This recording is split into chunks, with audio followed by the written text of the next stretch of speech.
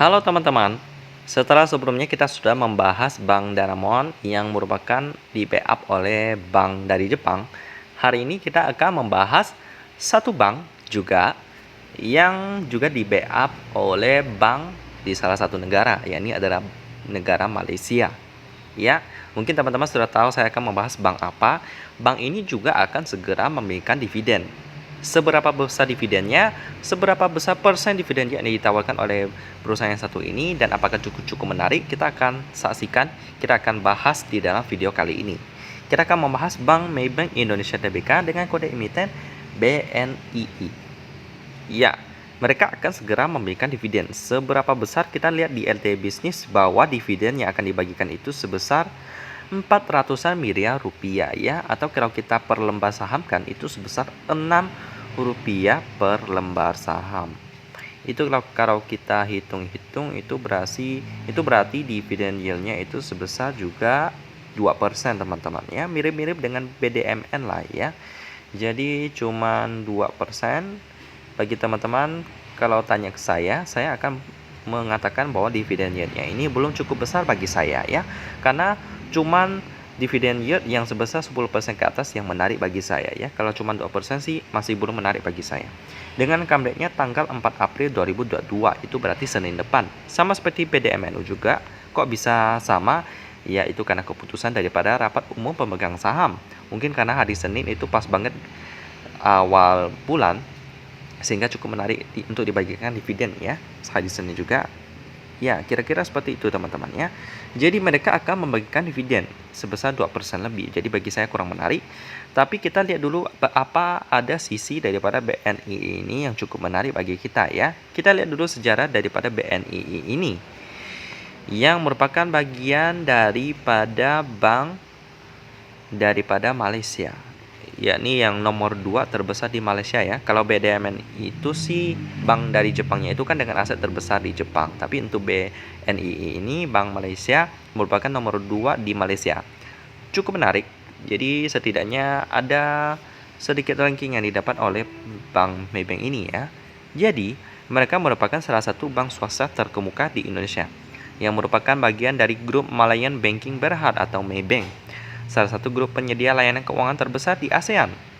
Sebelumnya, Maybank Indonesia bernama PT Bank Internasional Indonesia Tbk atau BII, yang didirikan pada tanggal 15 Mei 1959 dan akhirnya mendapatkan izin sebagai bank devisa untuk dapat mentransaksikan valuta asing 1988 dan mencatatkan sahamnya sebagai perusahaan terbuka di Bursa Efek yang pada tahun 1989 ya.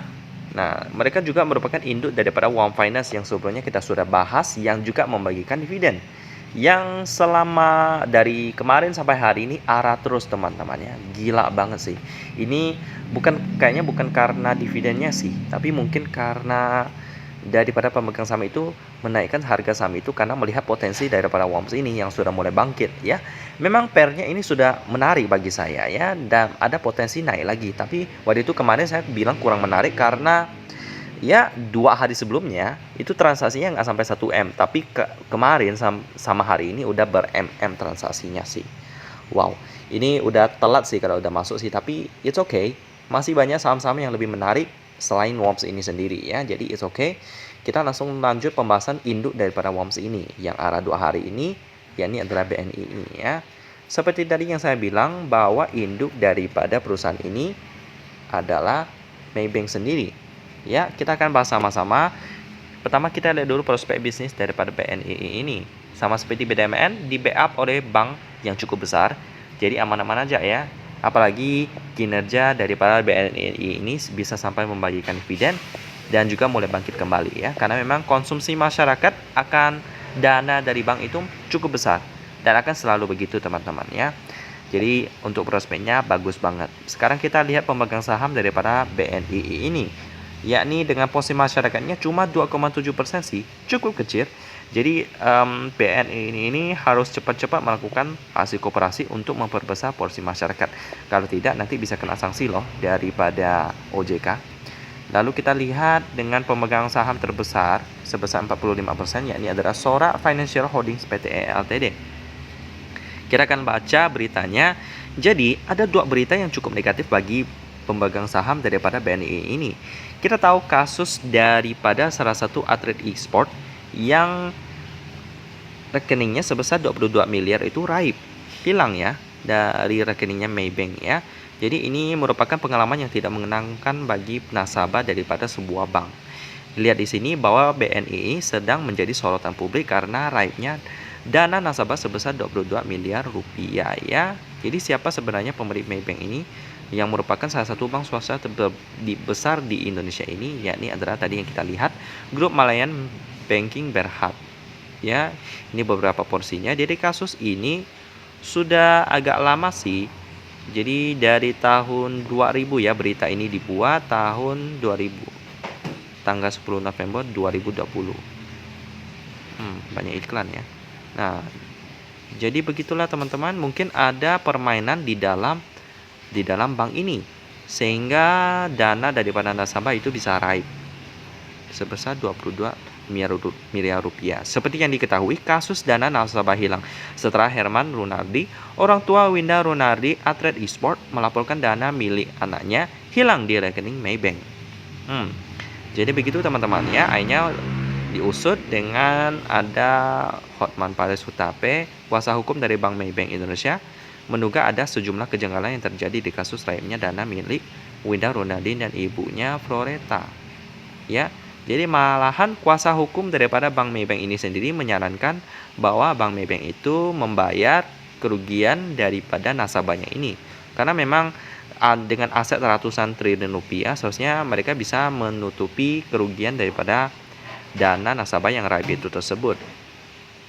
Daripada nama baik mereka itu tercoreng karena beberapa oknum yang ada di dalam internalnya, mending dibayar biar nama baiknya masih dapat tetap terjaga sih. Ini kalau beritanya kita baca-baca, ini ada permainan orang dalam yang ada di dalam Maybank ini. Merupakan salah satu manajer kantor cabang tertentu ya. Di sini ada namanya. Tersangkanya adalah kepala cabang Maybank Cipulir. Inilah yang lagi diperiksa sih oleh kepolisian ya. Semoga kasusnya ini oke-oke aja sih. Ini beritanya dari tahun 2020, tapi nggak ada berita yang lebih update lagi sih. Kalau ada update yang lebih lagi, nanti kita bisa pantengin bersama-sama ya teman-teman ya.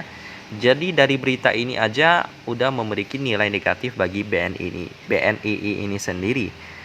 Well, semoga saja kasus ini berlangsung dengan baik ya. Karena memang seperti kata kuasa hukum tadi, mending dibayar deh biar nama baik daripada BNI ini tetap terjaga sih ya, biar nanti nasabahnya itu nggak kabur daripada BNI ini. Jadi begitulah sedikit kasus daripada BNI ini. Jadi kita lihat dulu fundamental dari BNI ini setelah sebelumnya kita sudah lihat beberapa kasus daripada BNI dengan operating profit lebih besar daripada net profit, which is nice, dengan PR-nya 14 kali. Udah cukup mahal bagi saya, dengan PBV-nya 0,8 kali. Cukup murah, tapi PR-nya masih mahal sih. Dengan operating profit margin 15%, nice, cukup bagus. Net profit margin 13%, nice. Dengan current ratio-nya cuma 92%. Ternyata aset daripada BNI ini juga kurang menarik. Nggak bisa bayar hutang jangka pendek ya. Meskipun turnover-nya 2,6 M hari ini, dan akan segera memberikan dividen Senin depan. Tapi bagi saya BNI ini sudah memiliki beberapa poin yang saya tidak suka ya. Pertama, yakni kasus tadi yang dimana ada dana daripada nasabah yang raib. Lalu yang kedua, yakni adalah valuasinya yang sudah cukup mahal. PR-nya sudah cukup mahal, di atas 10 kali. Lalu yang ketiga yang terakhir yakni adalah likuiditasnya yang nggak mampu bayar hutang jangka pendek. Jadi bagi BNI ini udah dividennya nggak menarik, dan juga PR-nya udah cukup mahal, ada kasus, lalu ada lagi likuiditasnya kurang memadai. Saya akan skip dulu untuk BNI ini ya, karena masih ada banyak saham bank lain yang lebih menarik seperti BJTM, BJBR, dan bank-bank lainnya ya. Sampai sebelum itu saya akan skip dulu untuk BNI ini. Demikian salah satu bank dengan backup daripada bank nomor 2 di Malaysia yang akan segera membagikan dividen sebesar 2% dividen yield yang standar untuk bank-bank tertentu ya. Dan kita ketemu lagi di video selanjutnya.